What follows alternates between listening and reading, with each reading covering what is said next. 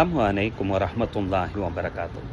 இந்த உலகத்தில் எப்படிப்பட்ட உறவுகளாக இருந்தாலும் உதவி என்று கேட்டு அந்த உதவி மறுக்கப்படக்கூடிய நேரத்தில் அந்த உறவுகளுக்கு மத்தியில் கொஞ்சம் கொஞ்சமாக விரிசல் ஏற்படுவது இயல்பான ஒரு விஷயமாகிவிட்டது.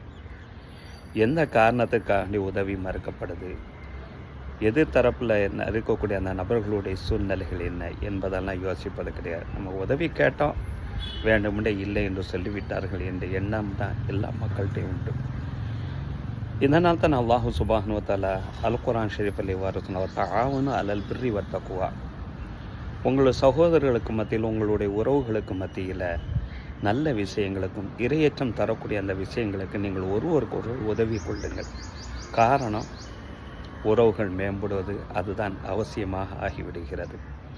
சஹீஹ் முஸ்லிமின் நபிகள் நாயகம் ஸல்லல்லாஹு அலைஹி வஸல்லம் அவர்கள் இவ்வாறு சொல்வாங்க, மனிஸ்ததஅ மின்கும், உங்களை ஒரு நபருக்கு சக்தி பெற்று விட்டார் என்று சொன்னால், எதுக்குன்னு சொன்னால் தன்னுடைய சகோதரருக்கு அவர் உதவி செய்வதற்கு அவரால் முடியும், சக்தி இருக்கிறது என்று சொன்னால் ஃபல்யஃபஅல், அவர் அவ்வாறே செய்து கொள்ளட்டும் என்றார்கள் நபிகள் நாயகம் ஸல்லல்லாஹு அலைஹி வஸல்லம்.